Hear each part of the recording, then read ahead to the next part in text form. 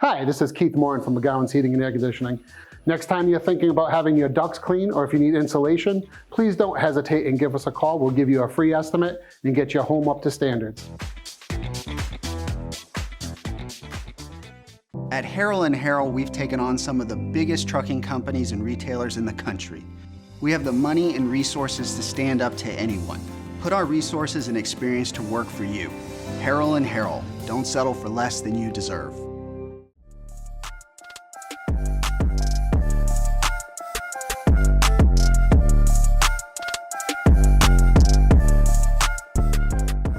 Ryan the Hacker Green of XL Primetime on 1010XL Radio here with your 2021 signing day recap. What a year it was for the Florida Gators here in Duval County. Normally Florida maybe gets one prospect out of here, at the most two. In fact, during the Jim McElwain and Will Muschamp eras, not a lot of prospects from Jacksonville made their way to Gainesville. But here in 2021, Dan Mullen comes in and gets three quality players from our area to go down and be Florida Gators. We'll begin at Trinity Christian High School. He got a couple of really good ones. Wide receiver Marcus Burke, everybody wanted him.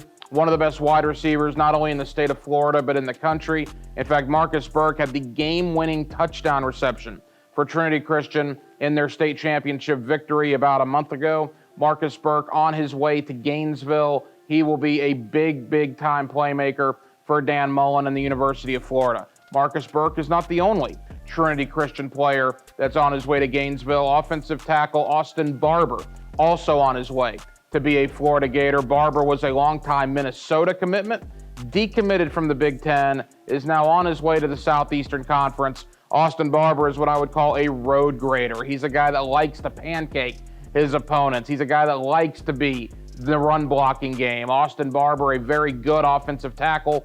He is on his way to the University of Florida. And then finally, Nick Elksnis, big-time tight end prospect from Episcopal, actually played for head coach Mark Brunell and the Episcopal Eagles. Elksnis was a long-time Penn State commitment, decommitted from Penn State. He is on his way to the University of Florida. You would have to think the tight end position, he saw what Kyle Pitts was able to do at the University of Florida. That would have to weigh on his decision. Elksnis signs with the Gators. So again, Marcus Burke and Austin Barber from Trinity Christian on their way to Florida. Nick Elksnis from Episcopal on his way to the University of Florida. Florida wasn't the only team that got a lot of great prospects out of our area. How about Branden Jennings, big-time talent, defensive line, linebacker from Sandalwood? Well, his recruiting process was an interesting one, to say the least. His father went to Florida State.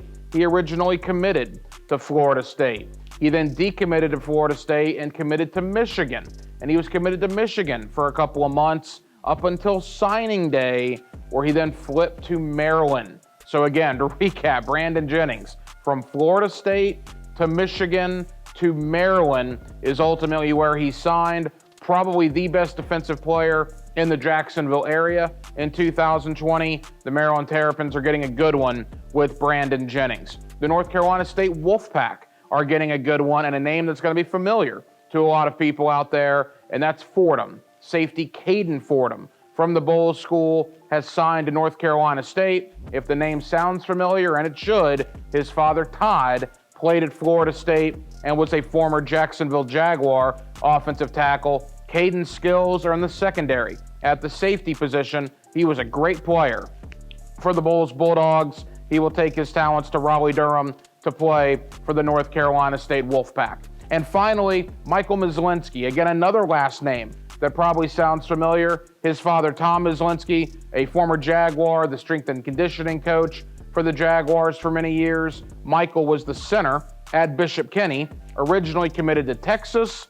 Tom Herman gets fired at Texas. Michael opens up his recruitment again, ultimately goes to Iowa. If you follow college football, you know Iowa loves their offensive linemen. They're getting a good one in Michael Mizelinski, who was considered by many recruiting websites to be a top 10 center, not in the state, but in the entire country for the 2021 recruiting cycle. That's just a handful of many prospects from all over Duval, St. John's, Clay, Nassau, that did sign national letters of intent and will be playing college football come the fall of 2021. So congratulations to Marcus Burke, to Austin Barber, to Nick Elksness, to Caden Fordham, to Michael Mizelinski, and to Branden Jennings. It was a pleasure watching you on Friday nights here in Northeast Florida, and we will follow your career as you take your talents to the college game beginning this September.